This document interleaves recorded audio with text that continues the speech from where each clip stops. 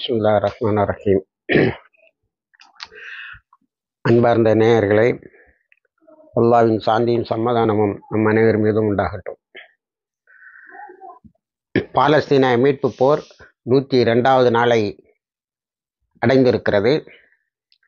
பல எதிர்பாராத திருப்பங்களுடன் அது வந்திருக்கிறது. அதில் யுத்த களத்துக்கு போவதற்கு முன்னால் முதல் செய்தி இன்னும் ஓரிரு நாட்களில் வந்தாலும் வரும். நெத்தன்யாஹுவினுடைய நேஷனல் யூனிட்டி என்ற அந்த கூட்டு அமைச்சரவையிலிருந்து பென்னி கான்ஸ் என்ற டிஃபென்ஸ் மினிஸ்டர், காடி எஸ்காட் என்பவர், கிடன் சார் என்பவர் 3 பேரும் ரிசைன் பண்ண போகிறாங்க. தே லீவ்னு போட்டாங்க.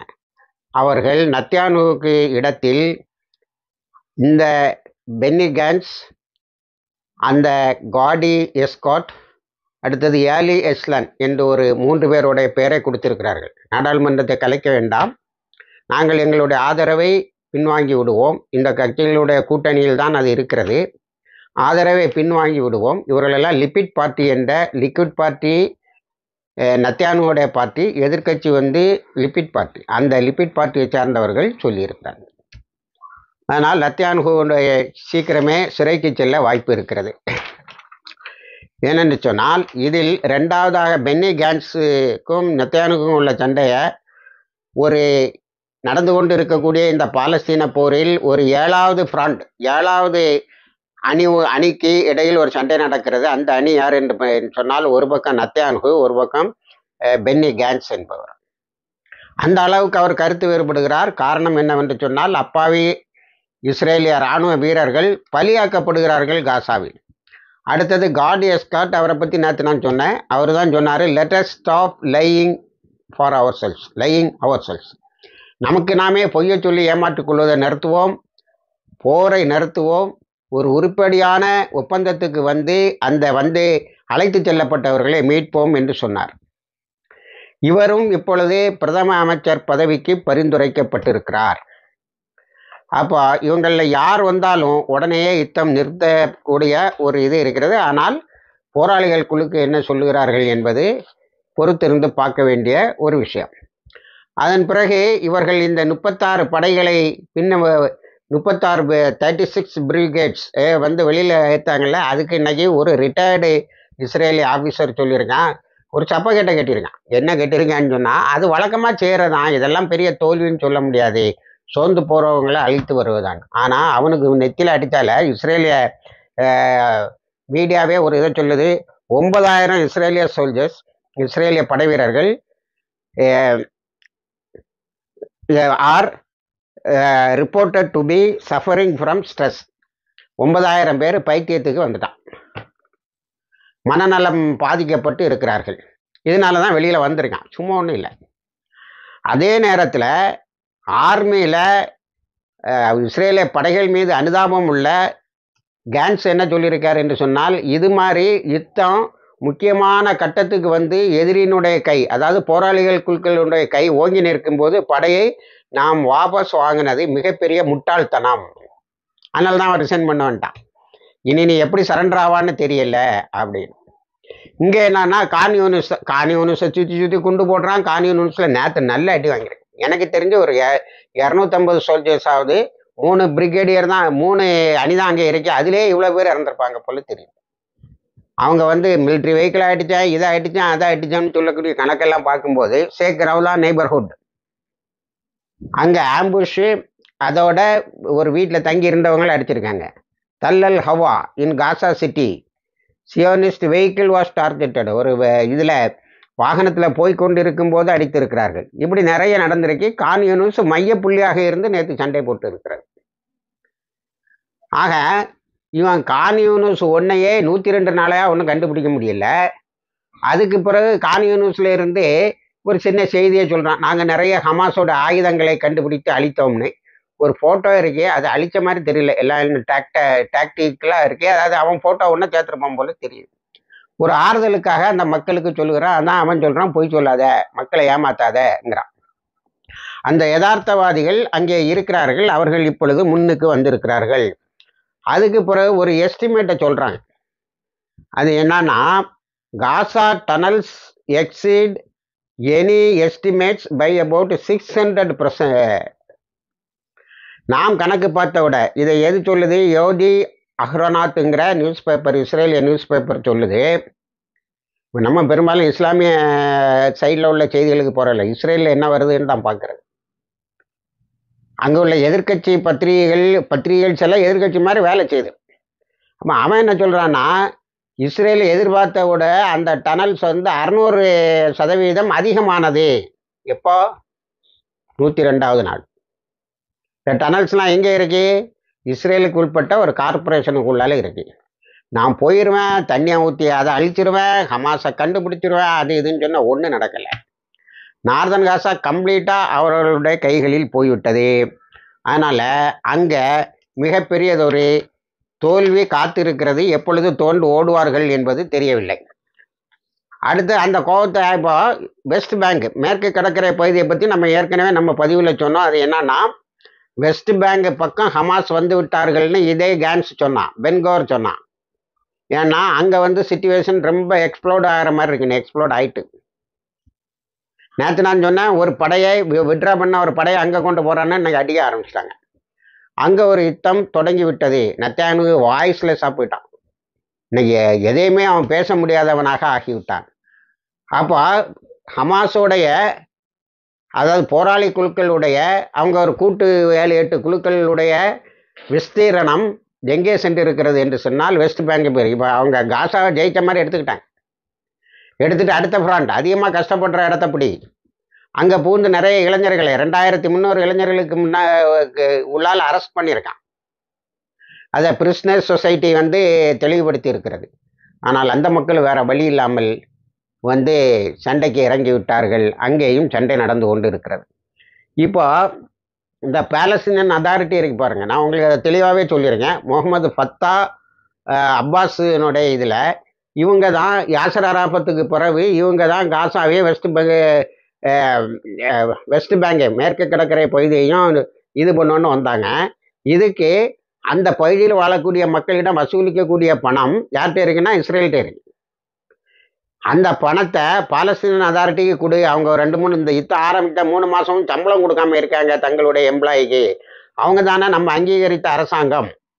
அவங்கள வச்சு தானே ஐக்கிய நாடுகள் சபையை ஏமாற்றிட்டு இருக்கோம். ஆமாம், பாலஸ்தீனர்களுக்கும் நாங்கள் அங்கே இடம் கொடுத்துருக்கோம்னே. அவனு அதை பணத்தை கொடுன்னா கொடுக்கல. அதை அந்த ஃபினான்ஸ் மினிஸ்டரு திமுறா சொல்கிறான். அமெரிக்கா சொல்லிச்சு, எங்கள்கிட்ட நீ வான்வழி தாக்குதலை தொடங்காதேன்னு. நாங்கள் தொடங்கினோம். உள்ளே போகாதேன்னு சொல்லிச்சு, போனோம். நீ சிவிலியனை கொல்லாதேன்னு சொல்லிச்சுது, நாங்கள் கொன்னோம். என்ன செய்ய முடிஞ்சு? எல்லாத்துக்கும் எங்களுக்கு உதவி தான் செய்ய முடிஞ்சு. இப்போ மட்டும் நீ சொல்லுதை நாங்கள் எப்படி கேட்க முடியும்? சீஸ்ஃபயருக்கு சொல்லிச்சு, நாங்கள் கேட்கல. அதனால் இப்போ பாலஸ்தீன் அத்தாரிட்டிக்கு அவனுக்கு அடிவரடியாக கிடந்தானே பாருங்க. இந்த ஆள்காட்டியலுக்கெல்லாம் கடைசியில் இப்படி தான் முடியும்.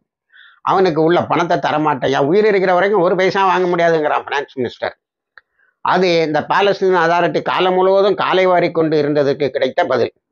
அடுத்தது இப்போ ரொம்ப இதாக இருக்கிறது என்னன்னா, ஹவுத்தீஸும்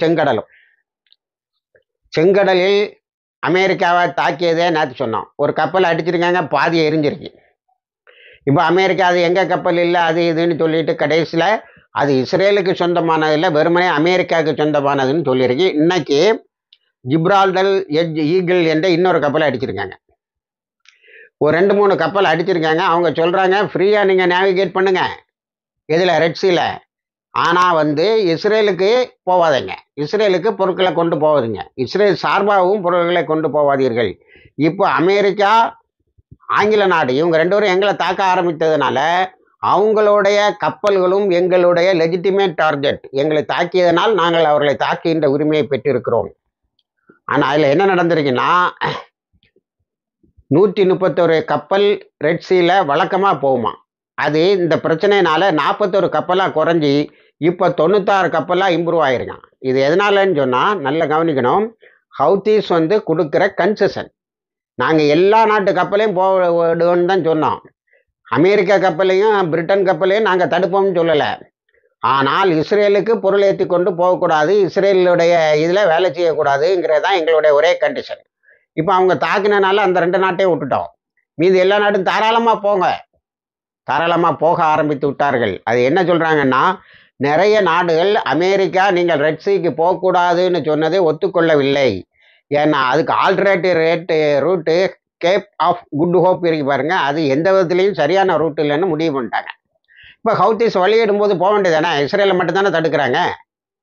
அப்போ ஒரு சரியான நோக்கர் என்ன சொல்லியிருக்காருன்னு சொன்னால், இது வேர்ல்டு ட்ரேடை பாதிக்கும், உலக பொருளாதாரம் பாதிக்கும் என்ற ஒரு மாயை கிரியேட் பண்ணோம். இப்போ ஹவுத்திஸ் அலோவ் பண்ணிட்டான், அதனால் உலக பொருளாதாரம் பாதிக்காது.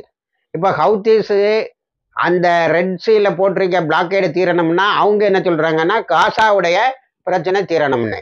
அப்போ காசாவுடைய பிரச்சனை எவ்வளோ வருஷமாவோ நடந்துகிட்டு இருக்கு, நம்ம தான் அதில் பாராமுகமாக இருக்கோம். இப்போ போராளிகள் குழுக்கள் கை ஓங்கி விட்ட நிலையில் காசாவினுடைய பிரச்சனையை தீர்ப்பது தான் ரெட் சீனுடைய பிரச்சனையை தீர்ப்பதாக இருக்கும் என்று. அதில் ஹவுத்திஸ் ஒரு வார்த்தையை சொல்லியிருக்காங்க, நெஞ்சை தொடும்படியா. நாங்கள் 9 வருஷமாக இந்த அமெரிக்காவிடமிருந்தும் அதனுடைய துணை நாடுகளில் இருந்தும் தாக்குதலை சந்தித்தோம்.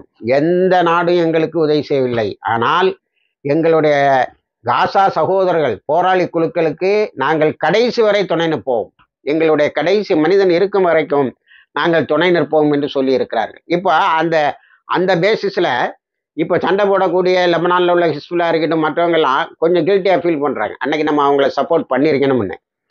அப்படி சப்போர்ட் பண்ணலைன்னா என்ன ஆகுன்னா, பெரிய அளவில் எல்லா நாடுகள்லையும் தளத்தை வச்சு கொலை பண்ணிகிட்டு இருப்பாங்க. இப்போ நிறைய பேர் நம்மகிட்ட கேட்குறாங்க, என்னங்க ஈராக்லேயும் சிரியாலையும் அமெரிக்காவுடைய பேஸ் தான் இருக்குன்னு சொன்னாங்க, இப்போ நீங்கள் இஸ்ரேலுடைய பேஸும் இருக்குன்னு சொல்கிறீங்களா? ஆமாம், எல்லா இடம் வச்சுருக்கான்.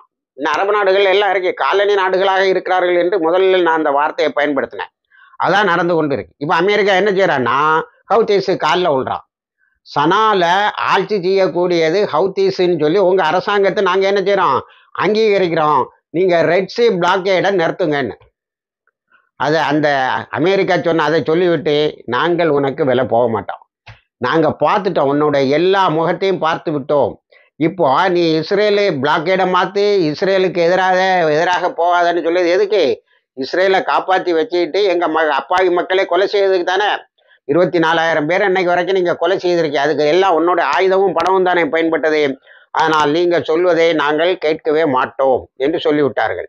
இப்போ அடுத்தால ஃபோக்கஸில் இருக்கிறது ஈரான். ஈரான் இந்த ஈராக்லேயும் சிரியாலையும் தளங்களை வச்சுக்கிட்டு என்ன பண்ணான்னா, அங்கே உள்ள இளைஞர்களையும் இவர்களுடைய சிறைகளில், அமெரிக்காவினுடைய சிறைகளிலும் இதர சிலைகளிலும் ஆயுத தண்டனையும் இன்னும் மீள முடியாத அளவுக்கு தண்டனை, சில நேரங்களில் அங்கே தண்டனை கொடுத்து 5 ஆயுள் தண்டனை எல்லாம் கொடுப்பாங்க.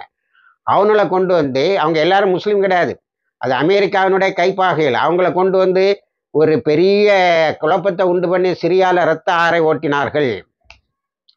அந்த கூட்டத்தில் இப்போ மிச்ச மீதி இருக்கவனை இயக்கி தான் என்ன செய்கிறான், ஈரானில் அன்றைக்கு அந்த ஒரு நினைவு நாள் அன்னைக்கு என்ன பண்ணிட்டான், குண்டு வைக்க வச்சுட்டான். ஆப்கானிஸ்தானுக்கு போயிருக்கானோ இந்த கைக்கூலிகள். அங்கே உள்ள ஆப்கானிஸ்தானுடைய கடைசி பகுதியில் வாழக்கூடிய ஒரு கவர்னரை, முஜாஹித் அவர் கவர்னரை கொலை செய்ய போயிருக்கானோ. அவர் ஏதோ திக்ருதுவாவோட இருக்கார், பெரிய இஸ்லாமிக் ஸ்காலராக, அவருடைய செக்யூரிட்டி கண்டுபிடிச்சி கொண்டுட்டான். இப்படி இந்த குழம்பி இந்த மொத்த முஸ்லிம் உலகமும் போராளிகள் குழுக்கமும் ஒரு எதிரியை எதிர்கொண்டு இருக்கும்போது இஸ்ரேலும் அமெரிக்காவும் என்ன செய்கிறது என்று சொன்னால், உள்ளுக்குள்ளால குண்டுவெடிப்புகளை நடத்தி உலக மக்களுடைய கவனத்தை திருப்புவது மட்டுமல்ல, முஸ்லீம்களுக்கு மேலே வெறுப்பு வரும். இப்படியும் சில முஸ்லீம்கள் இருக்காங்க, இல்லை அவங்க முஸ்லீம்கள் அல்ல, எந்த முஸ்லீம் இன்னைக்கு செய்ய மாட்டான். இன்னைக்கு சியா சுன்னி டிஃபரன்ஸ் எல்லாம் பேசி வயர் வளர்த்தவெல்லாம் அப்படி ஒரு டிஃபரன்ஸ் இனிமேல் நமக்கு தேவையில்லை, அந்த பேச்சு தேவையில்லைங்கிற முடிவுக்கு வந்த நிலையில் இவன் என்ன செய்கிறான், இவனுடைய கைக்கூலியே ஏவிட்டு இருக்கான். அதனால் அவங்களுடைய ட்ரைனிங் சென்டரையும் சேர்த்து நேரத்தை அடிச்சிருக்கான். 1230 கிலோமீட்டரு ட்ராவல் பண்ணி ஈராக்கில் உள்ள குர்திஸ் பகுதியில் இவனை வச்சிருந்த ட்ரைனிங் கேம்பு, இவன் ஒரு 10 பேரை பிடிச்சாங்க பாருங்க. அந்த நினைவு நாளில் குண்டு வச்சா 10 பேரை பிடிச்சாங்க. அவனை எல்லா தகவலையும் சொல்லிட்டான், அடி நிமித்திட்டாங்க. இதில் ஒருத்தன் என்ன செய்திருக்கான், அவனுடைய பேர் எப்பவுமே என்னோட பேரெல்லாம் கொஞ்சம் வாயில் நுழையாது, விஸ்வா தியானை என்பவன் உலகம் முழுவதும் அலைஞ்சி வியாபாரி. ஈரான்லேயும் தலை வச்சுருக்கான், ஈரான்லேயும் கடை வச்சுருக்கான், ஃபேக்ட்ரி வச்சுருக்கான். இல்லைஞ்சா உலகம் முழுவதும் விலைக்கு தெரியாமல் மொசாதுக்காக வேலை செய்கிறான். இஸ்ரேலுக்கு குறைந்த விலையில் பெட்ரோலியத்தை கொண்டு போய் சேர்க்கறதுக்கு ஏற்பாடு பண்ணது. அவன் நேற்று மாட்டிக்கிட்டான். அவன் நேற்று அந்த தளத்துக்கு போயிருக்கான், அடிக்கும்போது கரெக்டாக இருந்திருக்கான். இதில் இன்னொன்று ஃபாலோ அவுட் என்னன்னா, இஸ்ரேலுடைய மீடியா என்ன சொல்லுதுன்னா, ஷாக்காகி நிற்கிது. 1230 கிலோமீட்டர் பயணம் செய்து அடிக்கக்கூடிய மிசிலை இப்பொழுதுதான் ஈரான் முதலாக காட்டுகிறது. அவனுக்கு நடுக்கம் வந்துட்டு, அங்கே இருந்து ஈராக்கோட இதுக்கு வர முடியும்னா ஏற்கனவே ஹைப்பர்சோனிக்னு சொல்லக்கூடிய 2000 2500 கிலோமீட்டர் போகிற மிசில் ஈரானில் இருக்குது. அது இடையில டிஸ்பிளே பண்ணிச்சு. இப்போ அவன் பயந்துட்டு இது ஷாக்டுன்னு தான் அவங்க தகவல் எல்லாம் வருது. ஆகவே இப்போ ஈரானும் ஒரு இதை பண்ணியிருக்கான். அடுத்தால என்ன பண்ணியிருக்கான், ஈரான் வந்து சென்பெட்டுங்கிறது உளவுத்துறை, இஸ்ரேலுடைய இன்டர்னல் உளவுத்துறை. அந்த உள்ளுக்குள்ளால் உள்ள உளவுத்துறையில் உள்ள எல்லா தகவலையும் ஹேக் பண்ணி எடுத்திருக்கான். அந்த உளவுத்துறை யாரெல்லாம் பற்றி தகவல் வச்சுருக்கேன்னு.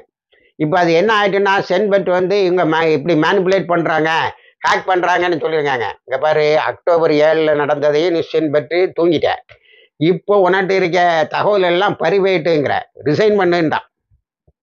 ரிசைன் பண்ணிட்டு வெளியே போயா அப்படின்னு சொல்லிட்டான் அவனுடைய தலைவரை. இப்போ அதனால் ஈரான் ஒரு தாக்குதலை நடத்தி தன்னுடைய எதிரியை அழித்ததன் மூலம் முஸ்லிம் உலகத்துக்குள்ளால் குழப்பத்தை செய்வதற்காக சுற்றி கொண்டிருந்தவர்களை தாக்கியதன் மூலம் ஈரான் வந்து ஒரு ஷாக் வேவை இஸ்ரேலுக்கு அனுப்பியிருக்கு. அடுத்தால நமக்கு இப்போ மிக முக்கியமாக பார்க்க வேண்டியது எகிப்தினுடைய முனையில் யுத்தம் ஆரம்பிக்கப்பட்டிருக்கிறது. எகிப்தினுடைய முனையில் யுத்தம் ஆரம்பிக்கப்பட்டிருக்கிறது என்று சொன்னால், நேற்று நான் சொன்னேன், International Union of Muslim Scholars ஒரு முடிவெடுத்தாங்க. எகிப்தில் பேசி காசாக்குள்ளால உணவுப் பொருளை கொண்டு வரணும்னு. ஆனால் அவங்க வந்து சாதாரண ரஃபா பார்டர் வழியாக கொண்டு வரல. இப்போ ரஃபா பார்டர் அவங்க கையை விட்டு போயிட்டு உணவுப் பொருள்லாம் வந்துக்கிட்டு தான் இருக்கு. அல் அஜ்வான் கிராசிங்னு ஒரு கிராசிங், அந்த கிராசிங் வழியாக உணவுப் பொருட்கள் வர ஆரம்பிச்சிருக்கு. கொண்டு வந்த பிள்ளைகளை இஸ்ரேல் தாக்கி இருக்கான். அவங்க எல்லாம் சுமக்லேஷன் தான். என்ன சுமக்லேஷன்? ஓபிஎம் சுமக்கில் பண்ணுறாங்களாம். என்ன மாதிரி இது பாரு. ஆனால் இறந்தவர்கள் அதில் 20 பேர் இறந்துருக்காங்க, எகிப்தை சார்ந்தவர்கள். அவர்களுடைய வீட்டுக்கு என்ன மெசேஜ் அனுப்பியிருக்காங்கன்னா, அவர்களெல்லாம் ஷஹீது, இஸ்ரேலிய இராணுவத்தால் கொலை செய்யப்பட்டவர்கள்னு. அப்போ என்ன ஆச்சுன்னா, அடுத்தால இஸ்ரேல் வந்து ஈஜிப்டுடைய எந்த படன்னு தெரியல வந்து தாக்கி ஒரு 5 இஸ்ரேலிய இராணுவ வீரர்கள் காயம்பட்டிருக்கிறார்கள். அப்போ எகிப்து இப்போ வந்துட்டு என்னன்னா, அதை எல்லாரும் என்ன சொல்கிறான்னா, இன்ஸ்பிரேஷன் ஃப்ரம் காசாங்கிறாங்க. வெஸ்ட் பேங்கில் ஏன் சண்டை போடுறான்? இன்ஸ்பிரேஷன் ஃப்ரம் காசா. எகிப்தில் உள்ள இளைஞர்கள் எப்படி இறங்கிட்டான்? இன்ஸ்பிரேஷன் ஃப்ரம் காசா. ஏன் எவ்வளோ 102 நாள் வெறுங்கையோட பட்டினி கிடந்து உணவு பொருள் ஒன்றும் இல்லாமல் சண்டை போட்டு நம்மளுடைய பைத்துல் முகதஸை மீட்கவும், அல் அக்ஸா பள்ளிவாசலில் நமக்கு இதை கொண்டு வரவும் ஒரு கூட்டம் உயிரை கொடுக்க முடியும் என்று சொன்னால், உரிமைகளை மீட்க முடியும் என்று சொன்னால், நம்ம மட்டும் என்ன இவனுக்கு அடிமையாகி நம்ம பார்டரில் அவன்கிட்ட பெர்மிஷன் கேட்டு ஆள் போகணுமா? முடியாதுன்னு ஒரு கூட்டம் இறங்கியிருக்கு. அதனால் அல் அஸ்கர் ஃபத்வாவும் இன்டர்நேஷ்னல் யூனியன் ஆஃப் முஸ்லீம் ஸ்காலர்ஸுடைய இதுவும் நல்லாவே வேலை செய்யுது. இப்போ எப்படி நம்ம அந்த அணி வந்து நல்ல வலுவடைதா? ஸ்காலர்ஸும் இறங்கிட்டாங்க, எகிப்தில் உள்ள இளைஞர்களும் இறங்கிட்டாங்க, எல்லா பத்திரிகையும் போடுது. ஈஜிப்ட் அண்ட் லெபனான் பார்டர் என்று, லிபியா பார்டர் என்று சொல்லுகிறார்கள். அப்போ என்ன ஆகுதுன்னா, இந்த ஆக்சிஸ் வந்து பெருசாகுது. அப்போ இஸ்ரேலுக்கு என்ன வழி இருக்குன்னு பார்த்தா ஒரு வழியும் இல்லை. இவன் ஆட்சியை கவுக்க போகிறான். லிக்விட் பார்ட்டியை ஆட்சியில் இருந்து எடுக்க போகிறான். உள்ள அப்படி முடிஞ்சால் முடியும். ஆனால் 2 ஸ்டேட் பாலஸ்தீனர்களுக்கு நிச்சயமாக ஒரு நிலம் கிடைக்கும். எல்லா உரிமைகளும் பெற்றவர்களாக அவர்கள் வருவார்கள். இதை தவிர வேறு வழி இருக்காது. ஆனால் இந்த குறுமதியாளர்கள் யார்? யூகே, பிரிட்டன், யூரோப்பியன் யூனியனு, அவர்களுக்கெல்லாம் தலைமை தாங்கிற முக்கியமான இனப்படுகொலை போராளி பொய்யன் பைடன், இவங்கெல்லாம் என்ன பண்ணுறாங்கங்கிறத தொடர்ந்து இணைந்திருங்கள். உங்களுக்கு கொண்டு வந்து சேர்க்கிறோம். வாஹிர் தவானா அல்ஹம்துலில்லாஹி ரபில் ஆலமீன்.